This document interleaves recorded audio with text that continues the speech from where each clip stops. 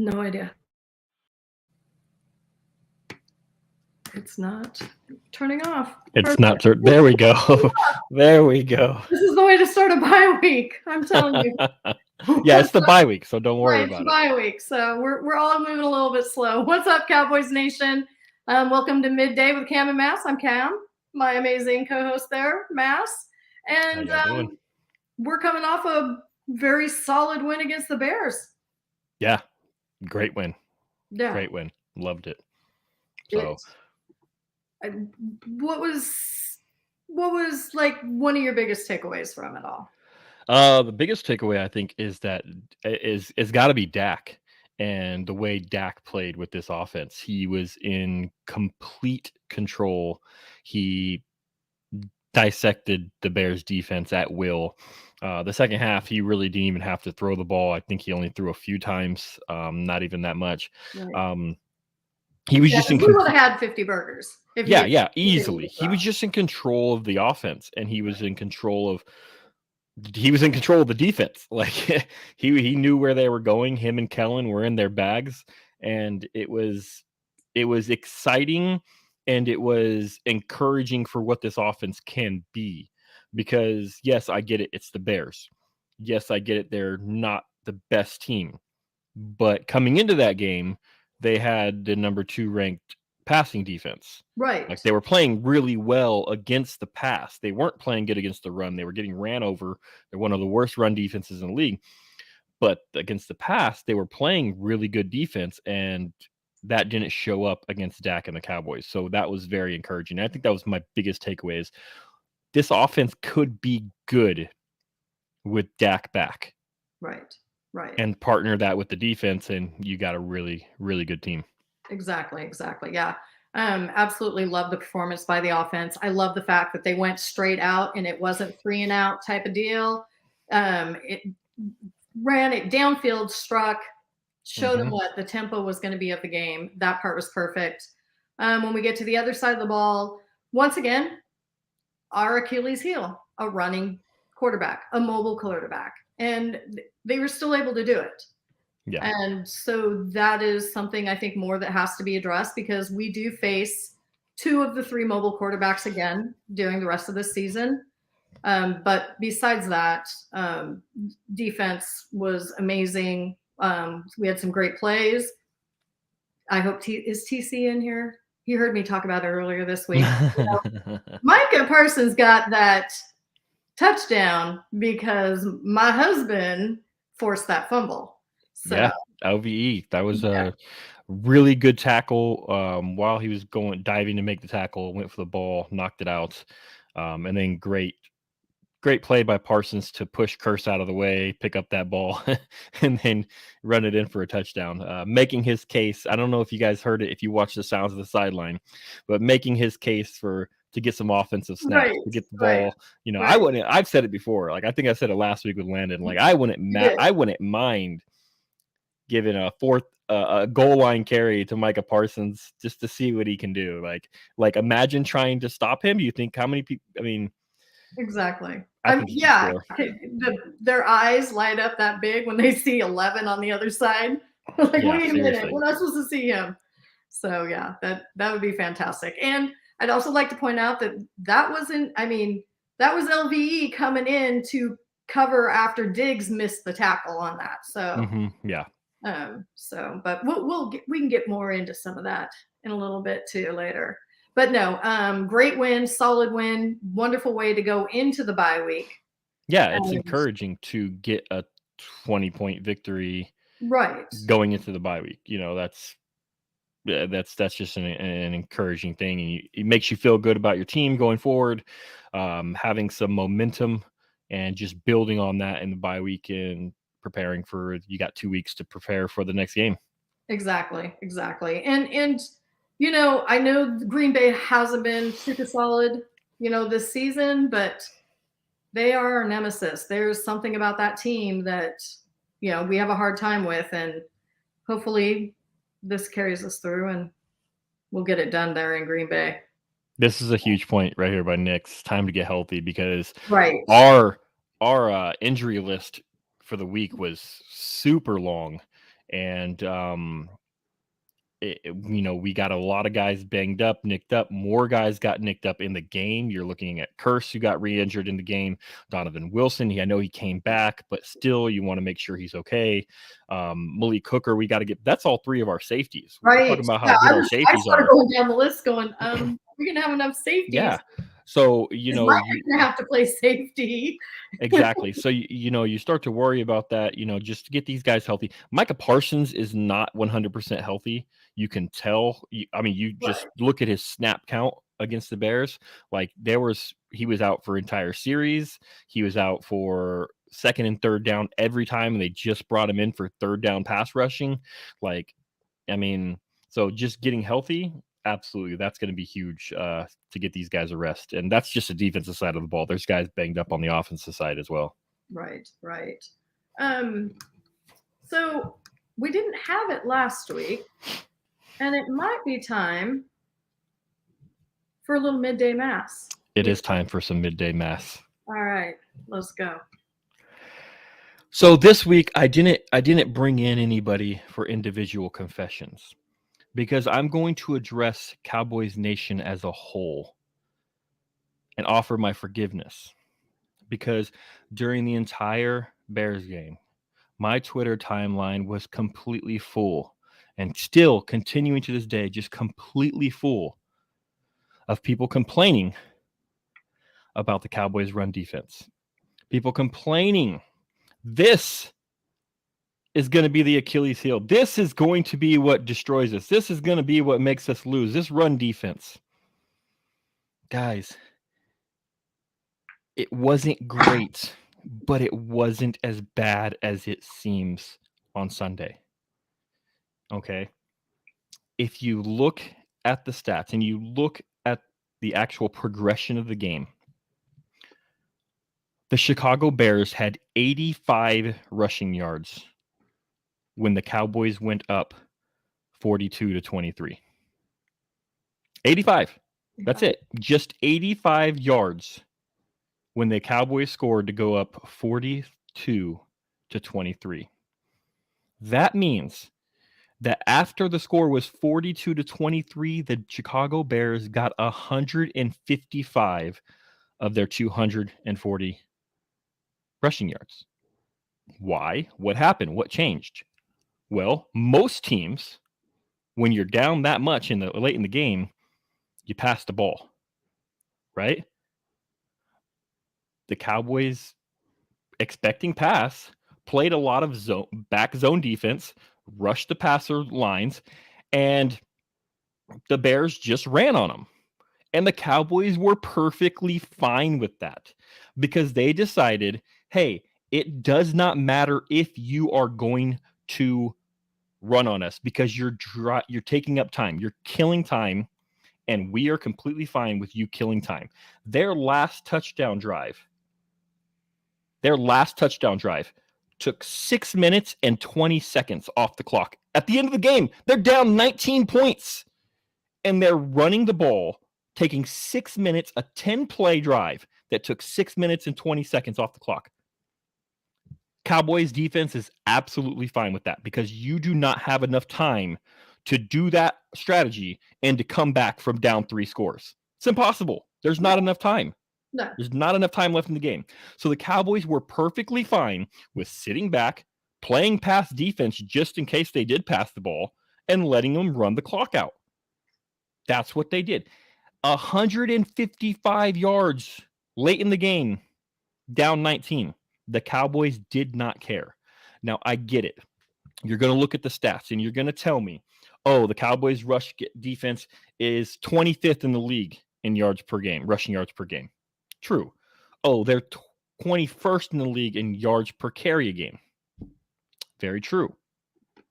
However, after that terrible game where they allowed all those rushing yards, they're still 13th in rush DVOA, 15th in rush EPA per play, and 10th in rushing success rate. Even after that horrible game where they gave up the yards because they just didn't care, they let the Bears run the game out. Guys, they're not the best run defense. They're not terrible, though. Can it be better? Absolutely. Is it the weakness of this defense? Sure. But that does not mean it's a weakness overall for the entire league. It's not like the Cowboys cannot do this. They can. And they'll be fine. So for my midday mass, I'm just going to forgive all of you. I'm going to forgive every single one of you for talking bad on this Cowboys defense all week long. I forgive you. Be better. Perfect. Oh my gosh, that's amazing. So, you and I stirred up a little trouble this week on Twitter. We did stir up quite a bit of trouble. We did, and not quite sure it was. I know it wasn't on purpose for me, and it wasn't for me either. It wasn't on purpose for you either. A little bit. I might have pushed it a little bit. Okay. Right. Okay. Yeah. So we're going to talk about yours first. Mm-hmm. And in case no one caught it, Mass threw this up. And, it's pretty self-explanatory. We're talking about second-round picks. Yeah.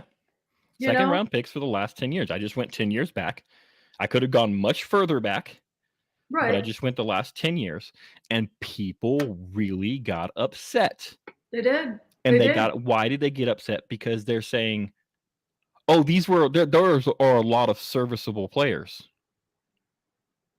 You want, is your expectation a serviceable player with your second round pick? Right. I want an impact player. Right. With second round pick, that's a high pick. Right. I want a guy who's going to make an impact on this team, who's going to start. So Sam Williams, I get it. Sam Williams this year looking good, but he's only playing about 12 to 15 snaps a game. We don't know what he's really going to be. He looks encouraging. Hopefully he continues to develop and he becomes a playmaker. Okay. Kelvin Joseph, is he an impact player? Maybe on special teams. And but is your second just this season on special? Yeah, but is your second round? Are you drafting a second player in the second round to be a special teams player? Because I'm not. And forgive us, Knicks. We know special teams matter. Special teams do matter. Yeah. But you don't want your second round pick to be your special teams guy. Right. Trayvon Diggs, 100% hit. 100% hit. 100%. Right. Tristan Hill just got released. Right. Connor Williams, he was okay. He was serviceable. Yeah. He's gone. And we made the mistake of not trying to make him a center, clearly, by the way he's playing center in Miami. And this isn't, so I'll go through this and I'll make this point again, is a lot of people were making, is that people were like, well, they're playing really good for other teams. So what does that do for the Cowboys? Right. How is that a hit for the Cowboys? It's not. I don't care how they play for a different team. I want them, when I draft a player, I want them to be an impact player for the Cowboys. If they go and they leave and they're an impact player for somebody else, that's a miss, in my opinion. Either because I missed the draft pick because he's not a good player, or I missed it because I didn't know how to use that player and he did me no good.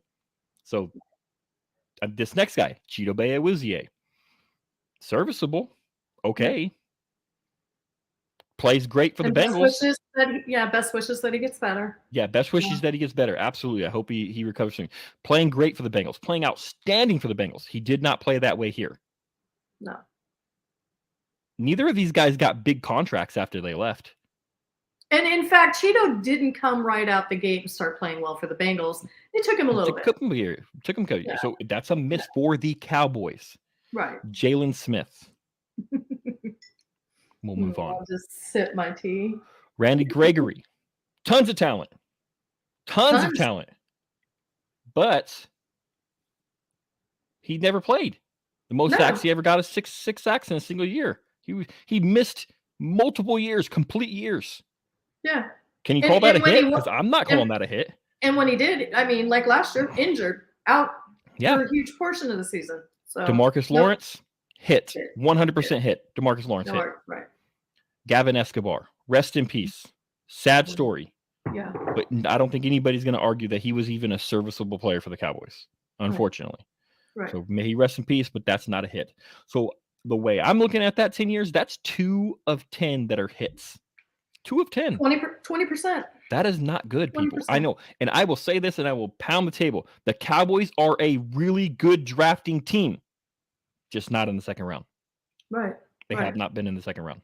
Yeah. So No, that tweet went viral. Yeah. Yeah, I retweeted it with the fact of that I was if it was true that we were going to go and talk to the Denver about Jerry Jeudy and we were going to offer a second and a fourth, done. Sign me up. And people are like, "Are you going to give up that second for Jerry Jeudy that we know is a proven commodity at this point in time?" 100%. Absolutely. I'm going to keep it real. I would have given up that second for Claypool all day long. Not even thought about it. You want a second?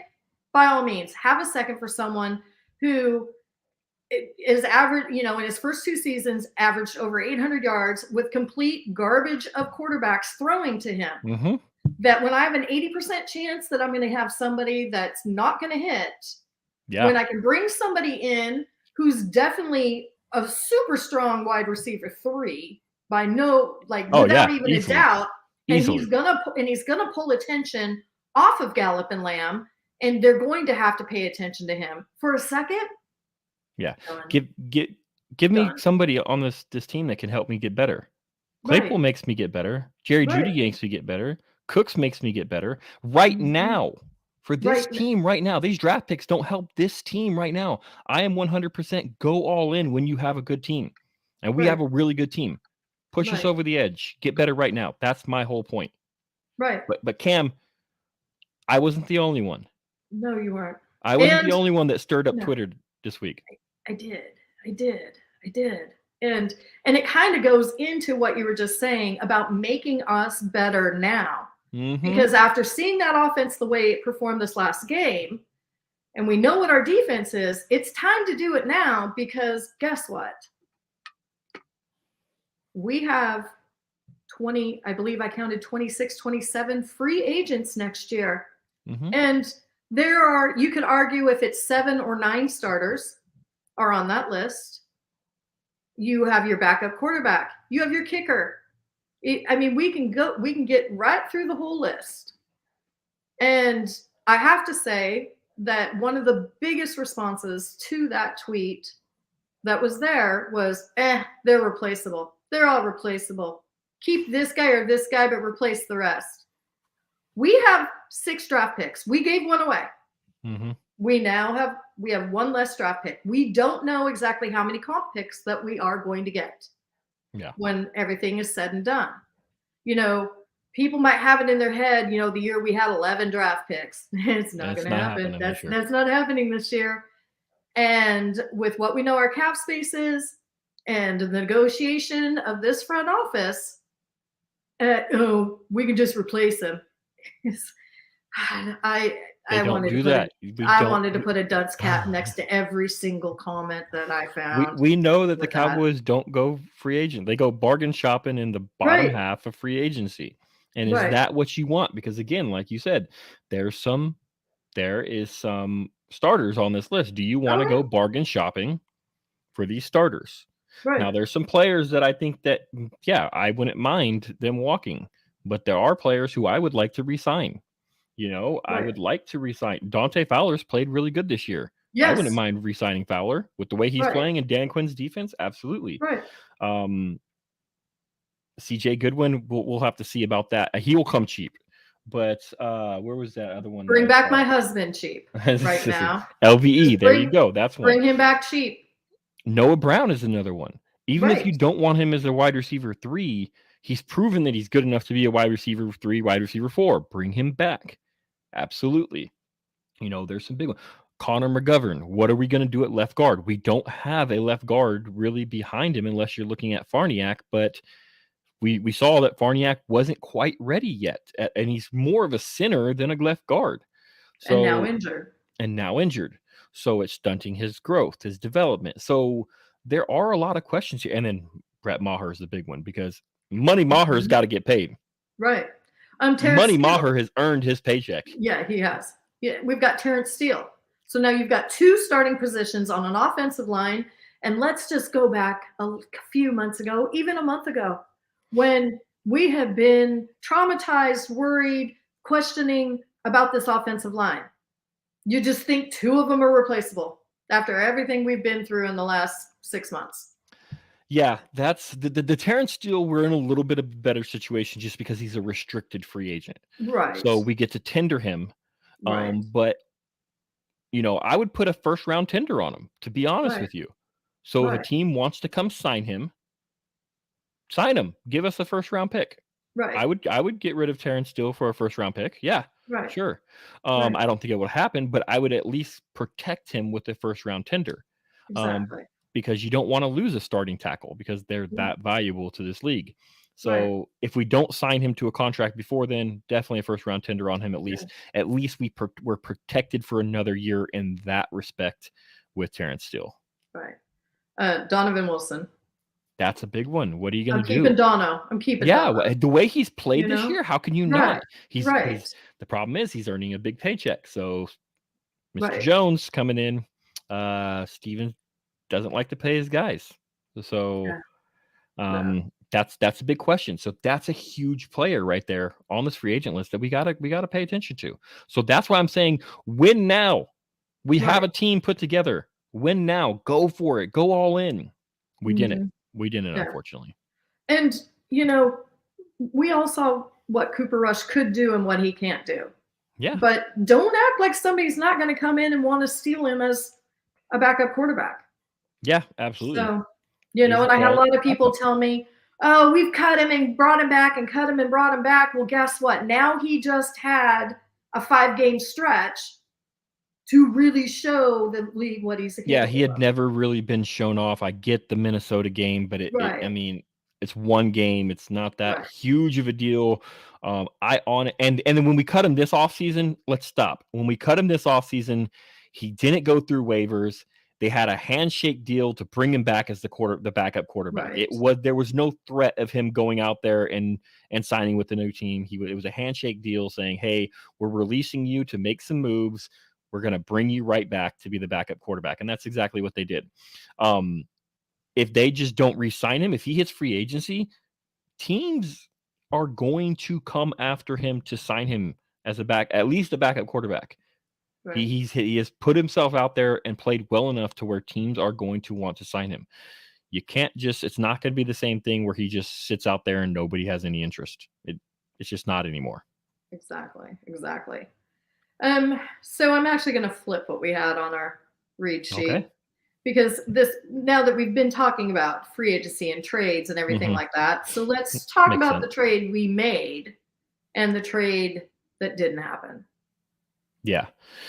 Which one do you want to go for? The one we made? Let's talk about the one we made. Because we saw something out of him. We saw something solid out of him this game. Yeah, we absolutely did. Jonathan Hankins is who we're talking about. That dumpster full of dirt in the middle. We talked about it last week and what he could bring, and I think we saw it. And everybody's going to be like, "Oh, well, they ran for 240 yards on us. How well did he do?" Well, really well. If you actually watch when he played in the game, he took on double teams. He made some tackles. He was actually very effective. And if you look at the stats, the team played a lot better with him against the run with him in the game than they did with him out of the game. I don't remember exactly the stats. I should have had them. I apologize, but I don't. The yards per carry was way down when he was in the game, and the EPA per play for rush was way down. It was negatives when he was, and negative. Remember, for EPA per play on defense, negative is better. On offense, negative is worse. But on defense, you want that negative number. It was a negative number. Their EPA was negative on running plays with Hankins in the game. We'll have to see how much they use him moving forward. I think that he's earned some more playing time. The problem is again, you don't he's a space eater. Yep. 100% solid space eater. Problem is you don't want him in the game on passing rounds. Even though he had one play where he actually rushed Justin Fields really good and made him flush him from the pocket. I was actually pretty surprised, but he was one-on-one and the center had no chance of blocking him. So yeah, I thought he played really well. What do you think, Cam? No, I think it was a great pickup, and I think with a lot of the disappointment, the things that didn't happen yesterday, I think people don't realize. For once, we made our move early. we didn't wait till the deadline. We jumped on something that was there in front of us.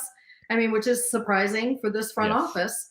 And I think that they finally were listening. Well, and I'm sure Dan Quinn and Dan We Trust had a lot to do with the fact that we had to get something with this run defense, that what we had on this roster wasn't capable. It just was not working. We, like you said, we didn't have that dumpster of dirt. I think the man is a whole cement truck.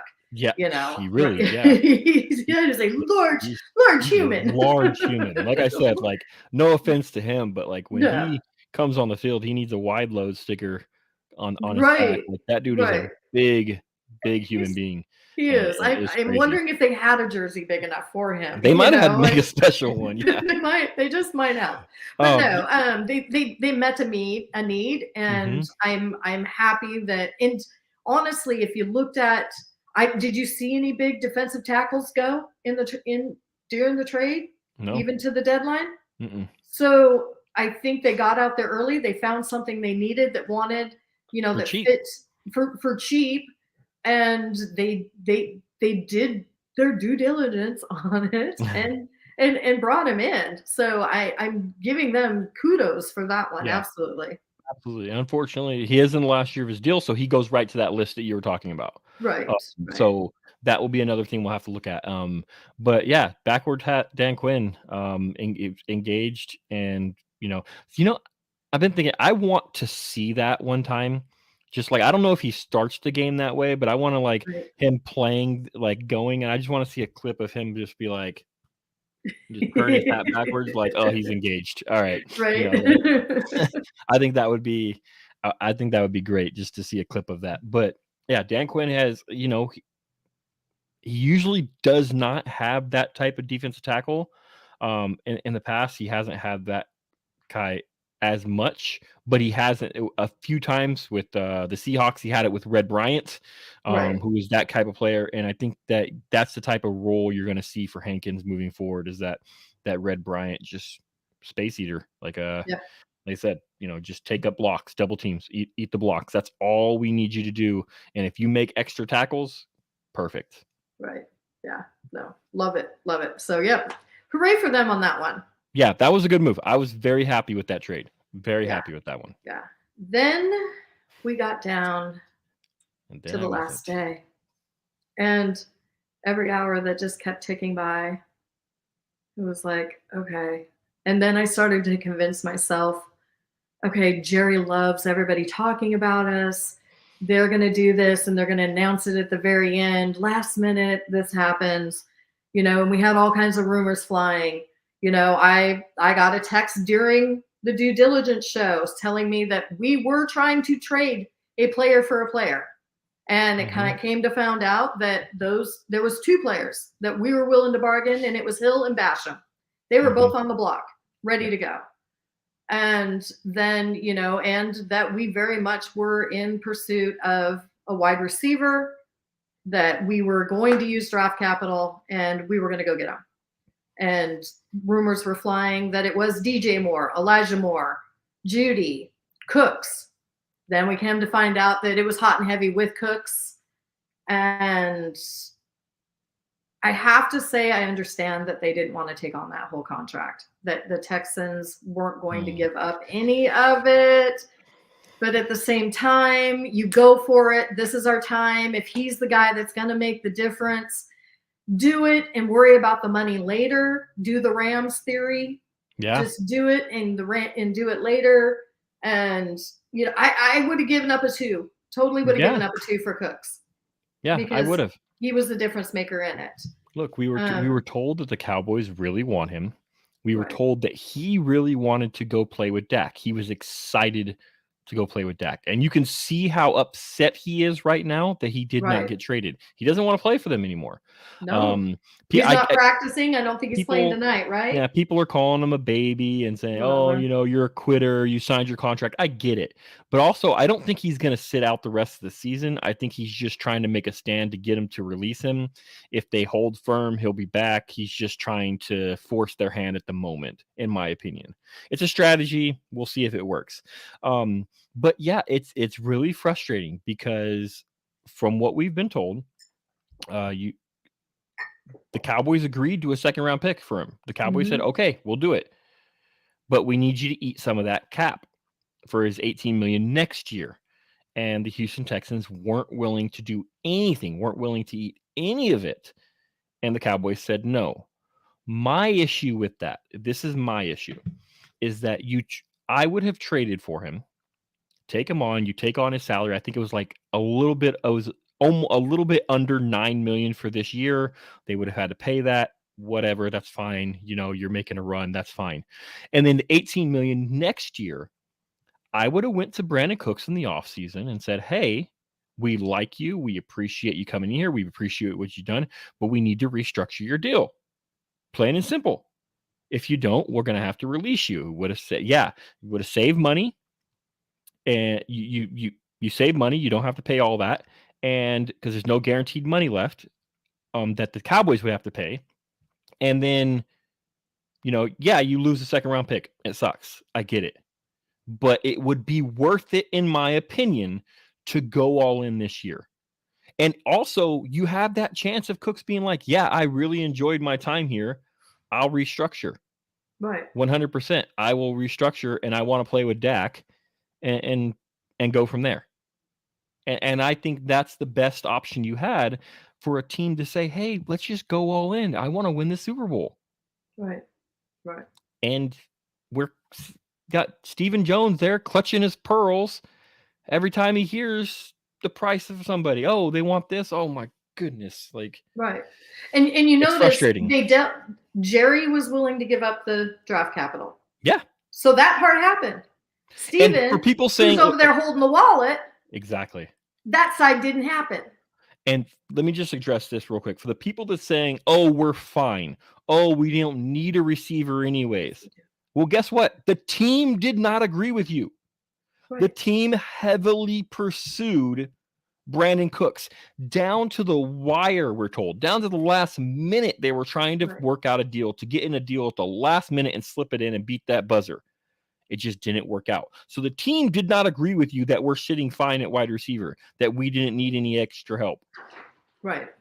But it just didn't work out with the logistics, which is my issue. I'm sorry. If you need something, if you're sitting there like, hey, we're a really good team, but with this player, it could push us over the top. Right. You're really going to let money in the future that you can negotiate at a later date hold you back? I don't get it.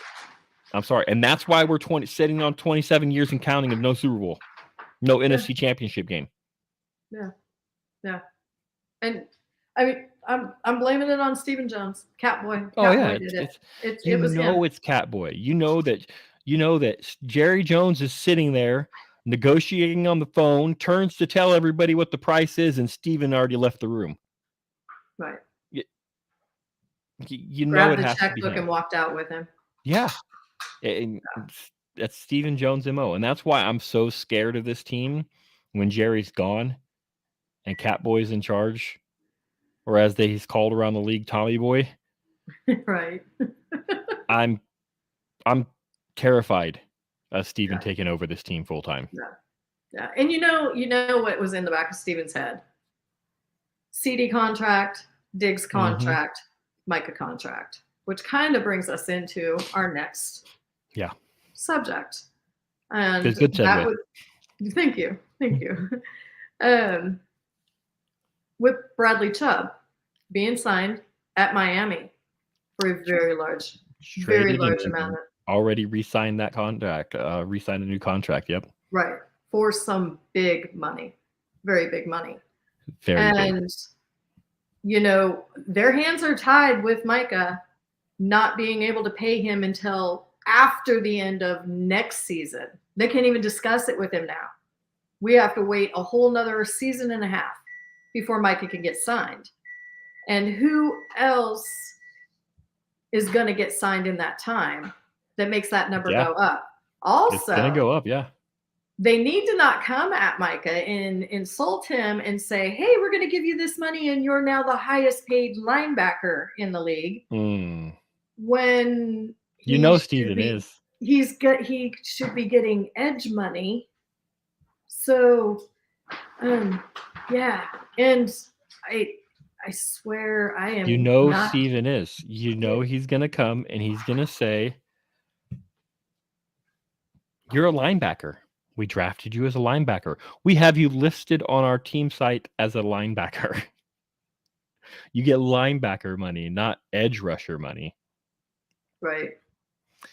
And if you look at the deal that Chubb just signed, what is it, 119 over 5 years or something like that, Yeah. 23 a year, Yeah. massive contract, guaranteed money is like 63 million, just massive contract for a guy who's not even close to being as productive as Micah Parsons.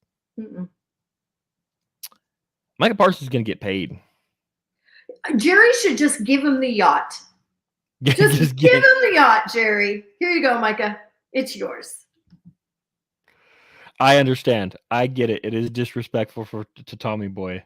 Rest in peace, Chris Farley. But that's what he's called around the league, Stephen Jones, is that people refer to him as Tommy Boy because they see that he is this rich guy's son who has taken over due to being the rich guy's son. Mm-hmm. He's not well respected around the league. Let's just say that. But yeah, but. And I'd also like to point out that Micah's agent is the same one Deshaun Watson has, who got him all that guaranteed money. Probably the best agent in the league. Best. In football, absolutely. He's like the Scott Boras of football. Absolutely. Right. Right. He really is. I mean, he got Deshaun all that money guaranteed while they didn't even know if he was going to be able to play or not. And also negotiated to where the first year where he suspended was like no money. Right. So he didn't get hit really hard. Right. So he's a great agent. He's going to get I'll say it right now. Micah's going to get paid $30 million a year. Mm-hmm. By someone. Hopefully by the Cowboys. Right. Hopefully it's the Cowboys. Right. But Micah Parsons is going to get paid $30 million a year. Right. Because if Bradley Chubb is making 23 a year, and that's now, and we got more contracts to come up afterwards. Right. A year and a half. Micah's gonna hit $30 million a year. Right. Now, granted, the cap is going to go up, and quite a bit by the time that happens. Right. But remember, Dak's got to get paid again too. Yep. And Lamb's got to get paid. Diggs got to get paid. So I get it. And look, I'm 100% cap hell is a myth. I get it. Negotiate. You can manipulate the cap very easily. Problem is that Stephen Jones doesn't believe that. Right. Stephen Jones believes that the cap is life. It's a literal piece of pie that you can only have so many slices out of. Yeah. Doesn't realize that you can take a piece of another pie and put it into that pie, but whatever. We won't get into all that. That's a lot of geometry. Yes. But the problem is that Micah Parsons is going to want to get paid, and he deservedly is going to get paid. Oh, yeah. And we're going to have to wait and see, because that Bradley Chubb does raise the market, and then it's going to get raised even further depending on the guys, because Brian Burns has got to get paid. And Brian Burns is better than Bradley Chubb. Right. So, there's some big guys coming up, and they're going to get paid too. So. Right. And while we're talking about guys getting paid and trade deadline and everything like that, this was a pretty active trade deadline. It was. Like, I'm not sure I remember. Active. Yeah. It was very active, and that's what I think kept us all on the seat of our the edge of our seat, is because we're sitting there and we're watching teams go all in. Right. We're watching teams that know, hey, we're a good team, but we can be better. We can go over the top. Let's do it. Let's make that move. And then we're like, all right, don't you touch my pie. That's right. But we're watching these teams, and they're going better. Vikings. Yeah. 6-1. They said, hey, we're good. We're doing well right now. We can be better. They went out and they traded with the division rival. Right. To get TJ Hawkinson, one of the better tight ends in this league. So we'll have to see him again in 3 weeks. The Dolphins went all in. The Dolphins said, "Give us everybody you can. Whoever's trading, give us people." Right. What was the running back they just got? Jeff Wilson. Right. The 49ers. Jeff Wilson was playing really, really well for the 49ers. And they went and traded for CMC. Christian McCaffrey. That's another big deal. Right. Yeah. Roquan Smith. Yes. And then the Dolphins said, "Hey, you ain't going to use Jeff Wilson. Let us have him. Right. We'll take him." Went and got Bradley Chubb. They went all in. They said, "We're really close. Let's go try to push over the top." And for the record, I would have taken Cedric Wilson back. I would have absolutely taken Cedric Wilson back. If we could not have gotten one of these other big names, give us Ced back. You guys, you're not loving him like he should be. But let him come back. Steven wasn't going to do that. I know. Steven was not going to admit the mistake of, "Hey, we made a mistake by not re-signing this guy, and now we're going to go get draft capital to get him back." Steven was not going to get that his pie in his face. That and we would have lost whatever comp pick. Yes. That was coming at us too. So it would have even been more draft capital. I get it. But I agree with you. I would have loved to have Cedric Wilson back. But they weren't gonna do that. Even if Miami called them and said, "Hey, you want Cedric Wilson back?" They probably would have been like, "Oh, no, thank you. You guys can have him." Because they weren't gonna admit that mistake. Because it was a mistake. Yeah. Very much. It was a mistake, and I think we're seeing that. Yeah. So it's just really frustrating because, look, I know not everybody's sold on Brandon Cooks. I get it, and everybody's really worried about that $18 million next year. I get it. Like I said, you can negotiate. You could have negotiated that after the season, but you're looking at a guy who just turned 29. I know it feels like he's been in the league forever, but he just turned 29 years old. He's not super old. He'll be 29 the rest of the season. And he has had 1,000 yards in 6 of his 9 seasons. And that includes this year and his rookie year. And then 1 year where he was injured and he didn't play as well. But every other year he's had 1,000 yards. Even 1,000-yard season last year with Davis Mills as right, throwing to him. Right. Davis Mills as his quarterback. He had 1,000-yard season on the Houston Texans. Like he can make a difference, especially when you're looking at him as a wide receiver 2, wide receiver 3. Yeah. Yeah, That's exactly. A really good player as your wide receiver 2, 3. You know what makes it a lot easier to figure out how to pay a guy $18 million next year? When you hoisted the Lombardi at the end of this year. Absolutely. You figure it out. We'll figure it out. Absolutely. Whatever. We'll figure it out. That's what the Rams did. The Rams just said, "We will figure out all the contracts after we get done with the champagne and the celebrations." Right. So, and then, absolutely. And so, honestly, what now the situation we are in, if we are wanting to add a wide receiver, is that so it's a little bit more involved than just trying to sign him because he gets released, because now he goes through, they've changed the rule. And it is no longer a player under 4 years of playing goes through the waiver wires. Everybody does. So now he's going to have to run the gauntlet. Yep. And then even when it gets to us, we have to accept it with his contract. And they're not, and maybe, okay, I'm not going to be foolish and say maybe now that there's no draft capital, they'll do it. The best case scenario would be for him to be waived, him go onto the waiver wire. This would be the best case scenario for the Cowboys. He goes onto the waiver wire. Every team, including the Cowboys, don't put in a waiver claim. Because they don't want it. Because if you claim him, you have to take on his contract. You have to take on that $18 million. So nobody claims him, and he becomes a free agent. Then he's free to sign with anybody. The Texans are on hook for that money, and you can sign him for the league minimum or whatever you decide is the best. That's what happened to Odell Beckham a couple years ago or last year with the Browns. They released him. He went into waivers. Nobody wanted his contract. He became a free agent, and he chose to sign with the Rams. they went on and won the Super Bowl. And whatever we pay him actually comes off of that end that the Texans have to pay.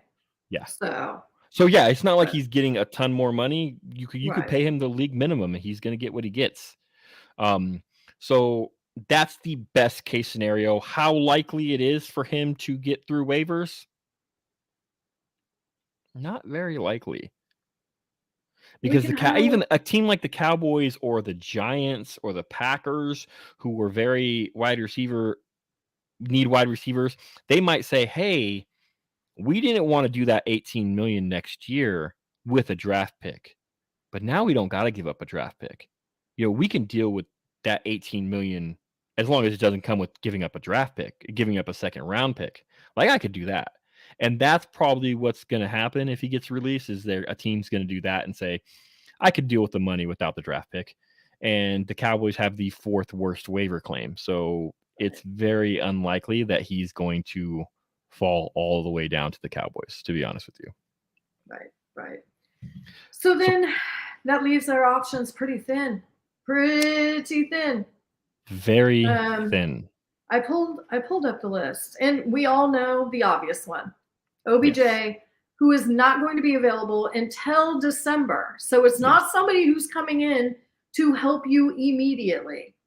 So Odell Beckham Jr. That would be my choice, but I understand Cam's point that you're still going to have to wait on him. I would I would sign him now, get him into the training room, get him acclimated, get him to the playbook, but we'll have to wait and see what they do on that. So Will Fuller retired. His injuries are he was too much. T.Y. Hilton. That doesn't move the needle for me. I was going to say crickets. Cole Beasley, we know is not going to happen. Cole Beasley's he retired. Yeah, but I don't think Cole even if he came out of retirement. Emmanuel Sanders. That one is intriguing to me. Like, I would be intrigued to bring him in to see how his body is, how in shape he is, and stuff like that. I would actually give him a workout. And also for this Washington hive that's in there going, Washington's going to come in and he's going to change and he's going to make everything better. Kind of like what Mass said earlier. He's on the team. They know he's coming back, and the Cowboys were still going out after a wide receiver. So yeah, look, I liked the James Washington signing when it happened in the offseason. I did. And I said, look, this guy could be a solid number 4, number 5 receiver, which is what he would be coming back. He's not coming back to be a starter. He's going to come back, and he's going to be behind Noah Brown and Gallup and then CeeDee Lamb. So he's not going to be a guy who's going to be coming back and be the savior to this team. Like, do you guys remember Devin Smith a couple years ago, who came in every once in a while and they took a deep shot to him? That's going to be James Washington. It's not going to be like this guy who's playing the majority of the snaps on offense. He's going to get a few snaps with that, as long as there's no injuries, of course. But he's going to get a few snaps here and there. They might take a shot deep every once in a while, but he's not going to be that guy that's going to be a difference maker. I'm sorry. They clearly were looking for a solid wide receiver 2, wide receiver 3 in the names that they were looking at and what the moves that they were trying to make in this. And Washington isn't going to be that guy. Okay, Alan Hurns. No, thank you. Yeah, Albert Wilson. No, thank you. Right, Deshaun Jackson. He went somewhere though, didn't he? No, he's still out there, I believe. Is he? I thought he went one more place. Did he? I don't know. Big old Charger. But no. Yeah. Danny Amendola. Bring him back? No. Thanks. Chris Conley. Nope. Yeah. I can go through Adam Humphries. That's an interesting name. Adam Humphries? I mean, he's a slot guy. He's not going to be a guy he's going to be a wide receiver 4, wide receiver 5. He's not going to be a guy who comes in and is going to dominate snaps, but he's a decent slot player. Like, he's a very good possession guy. But I mean, I want to say very good possession guy, but he's a possession guy who can do stuff every once in a while. But none of these guys, unfortunately, besides Odell Beckham, none of these guys you can say is going to come in and move the needle and be like, this guy can make the difference and improve this team a lot to where they're like, okay, Right. this is a serious threat. Odell Beckham's the only guy. Even our old friend Tavon Austin is on this list. No, thank you. Right. Yeah. No, I mean, I could run through the rest of the list, but I mean, There's nobody. like, there's not. So we can kind of hope that the football gods somehow let Cooks get all the way through the gauntlet, and then he's open for us to just grab afterwards. This is correct. The Texans, if they release him, they're just not Right. outright on the hook for his cap hit. Because if a team claims him, the team Right. that claims him is on the hook for that contract now. And Right. the Texans will kind of relieve themselves of it. They'll still have to pay the guaranteed money that was in the contract that they owe and stuff like that. But like the $18 million, that goes to the team whoever claims him. Right. Now, if he goes through waivers and is not claimed, then that All goes 31 teams say no thank you. all 31 teams say no thank you, we don't want that contract. And he becomes a free agent, then the Texans are on the hook for that contract. But as Cam said, if a team signs him, whatever they sign him for gets taken out of what the Texans owe him. So say 18 million next year and a team signs him and they do 5 million next year, then it takes it out of there. So it wouldn't be all on him. But if nobody signs him, then they're on the hook for everything. Right. But right. that's unlikely. And but we could hope. And then he wants to go to a contender, and we know he wants to come play with Dak. So I'm going to live in my little fantasy world, because I'm going to tell you what. And I know I fought you guys in the chat the other night, tooth and nail, that I didn't want OBJ here for many different reasons besides his athletic ability. Yeah. I will swallow all that and take it, and not if it means he's gonna come in, if he's our only choice coming into December and we're making that run and we need him. But I'm gonna live in my little fantasy world that somehow, some way, that Cooks comes out the other end and he wants to go to a contender and he says Dallas is it, and he comes here. So look, best case scenario 1, Cooks is released and he clears waivers, and we're able to sign him as a free agent for veteran minimum. And then that gets taken out. The Texans are on the hook for the rest, except that veteran minimum. The Cowboys sign him for the rest of the year this year. Second, Cowboys sign Odell Beckham Jr. Right. Third, I guess you can say Cowboys somehow claim Brandon Cooks. Right. But then you're on the hook for that contract. Yeah. And they might be, like I said, they might be okay with that, saying, hey, we're more okay being on the hook with this contract, not having given up a pick. My only issue is I don't know how badly the Texans are going to release him. I know he's not playing tonight. Right. But it would be really bad on the Texans if they waive him and then he doesn't get claimed and they're on the hook for that contract. Right. And they didn't get a second round pick for him. It would look really bad on them if that somehow happens. So they might not release him or waive him just because they're like, yeah, we don't want this to come back on us. And everybody's like, dude, you're in the same position without the player, but now you got no second round pick. Right. It'd be a very Texans thing to do. I hate to say it. And really, really badly, yeah. I mean, my best friend is a Texans fan. And I'll call her up and go, do you know what your team is doing? She's like, wouldn't surprise me. She goes, it figures. Texans cap space next season, $48 million. That's before they've announced any Amazon, Apple, any of that money. That's what bugs me so much, is that they have the cap space to take some. They have the fact that they and I think that's why Brandon Cooks is so upset, because they had a meeting with him before, and it sounds like they told him, hey, we agree to trade you. Right. And then they didn't. And the only reason they didn't, because they refused to take any money off of the back end. And they were stingy with it. And even though they have all this cap space to be able to eat that, and I think Mhm. that Brandon Cooks is upset, saying like, "Hey, you told me you were going to trade me, and you didn't." Maybe he has a right to be upset. I get he just signed a contract. I get that, but teams cut players in all the time in the middle of their contracts, and no one bats an eye. Right. So if a team can do that, the players should be able to get mad that someone, you know, didn't honor a promise that they made to them, even if they have a contract. Shoot, I think we're paying Jalen Smith and somebody else almost that amount to not be on our team now. Yes, we are. You know.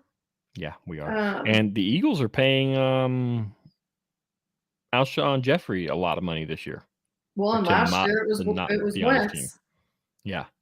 So it happens. It happens all the time. It's frustrating that the Texans refuse to do anything. It's frustrating that we refuse to Yeah. do anything. Literally, the money between Jalen, Amari, and Lael Collins and Keanu Neal. Dead money right now, $18 million. How fun. That's painful. I don't like that at all. I I mean, don't like it at all either. we can give Blake Jarwin his money. He had to retire because he was hurt. That's fine. But and the rest is just like 100,000, 100,000, 100,000. Why is CJ Goodwin on dead money list It's possible that I think we released him and brought him back and then soon, brought him maybe. back? Yeah, Wait a I second. think he All got hit. right. We got hit with that because he had to sign a new contract. We're paying Greg the Leg to be on somebody else's team. That's awesome. How But fun.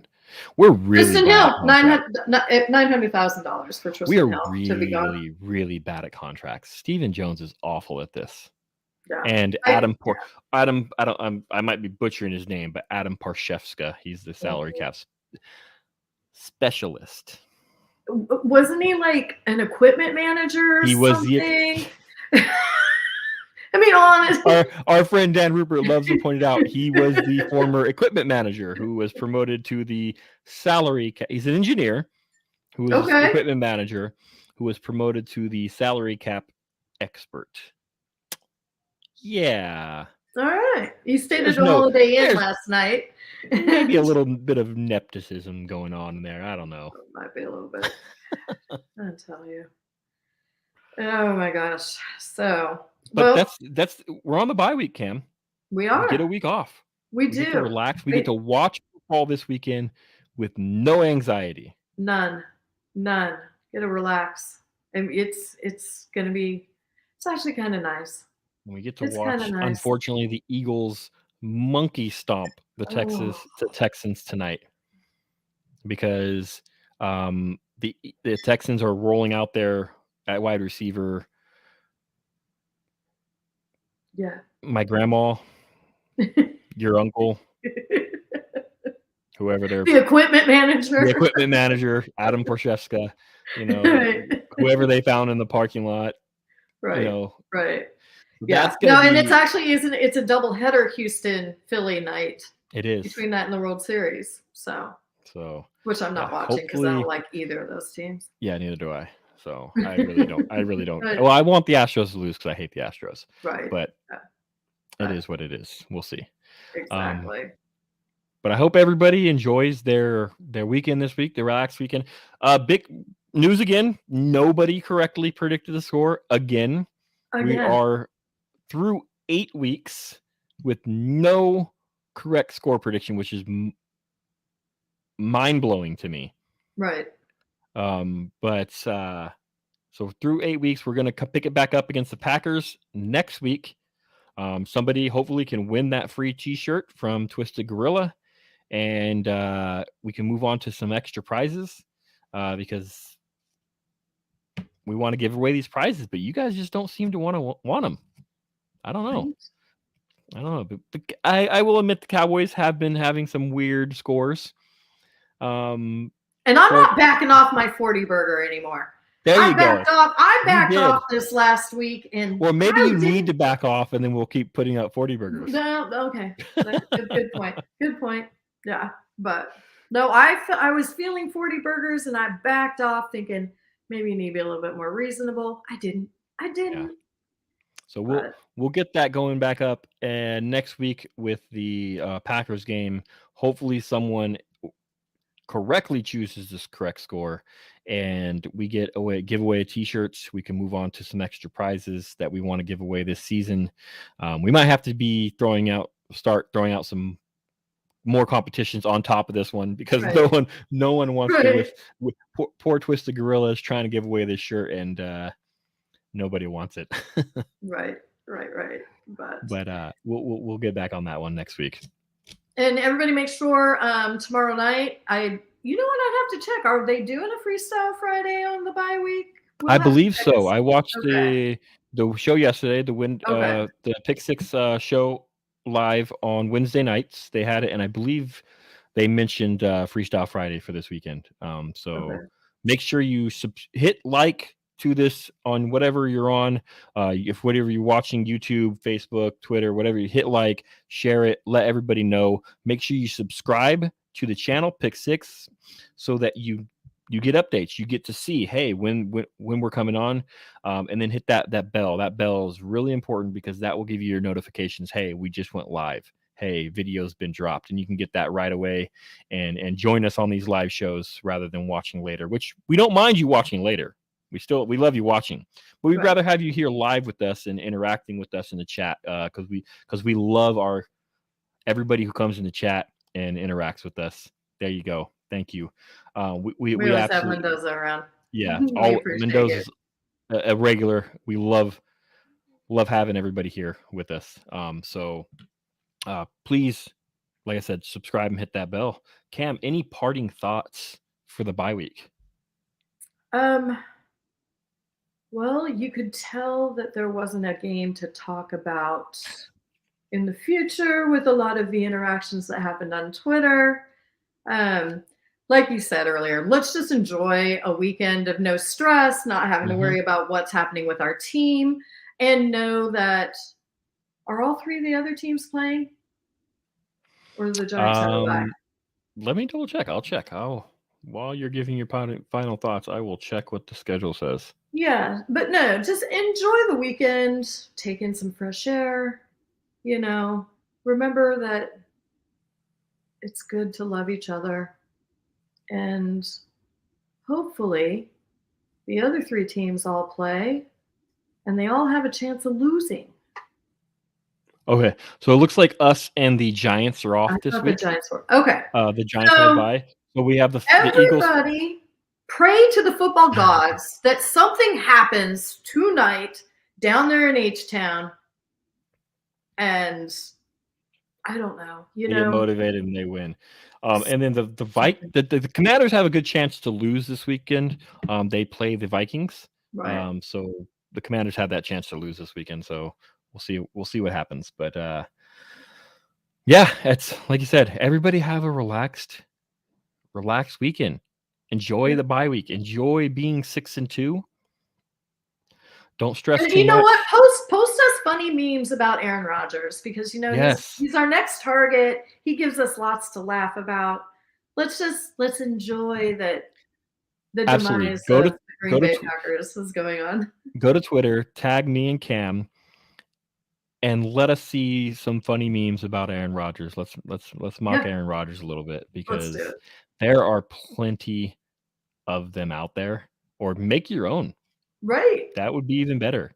Yeah. So let's post some funny memes. I might even start it. So I'll start a tweet train of mocking Aaron Rodgers with a meme, and then we'll see how much activity and memes we can get on that. And next week we'll share our favorite ones here. Oh yeah, there we go. That's a good Yeah. idea. Yeah. I'll start it.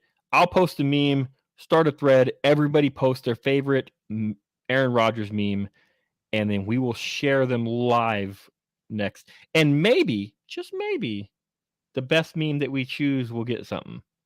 We could do that. Maybe get a prize. Let's do that. A prize.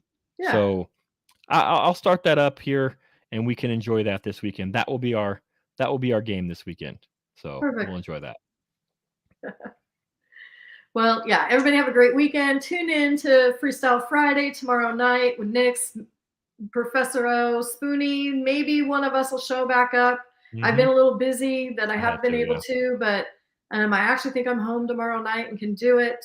And then tune in Tuesday. For me and Stevie J with a little due diligence, and you guys will see us here back next week too. Absolutely. And then also remember, always keep an eye out for Nick's follow. If you're not following Nick's, you're Oh, at your guy Nick's. You, right. you got to follow him because there is a space going multiple times a week talking Cowboys football for Pick Six Sports. So keep an eye out for that because you never know when he's going to drop a space. Sometimes it's every single night of the week, and it's wild. But always great time with Nick's talking in Cowboys in the spaces, and sometimes it gets a little wild, and they're talking about other things. It's a good time. So make sure you're on the lookout for those. All right, friends. Everybody be good. Go give somebody a hug. Love on each other. And I'd say go Cowboys, but they're just going to rest. Get your Aaron Rodgers memes ready. Yeah, bring them on. Okay, bye, guys.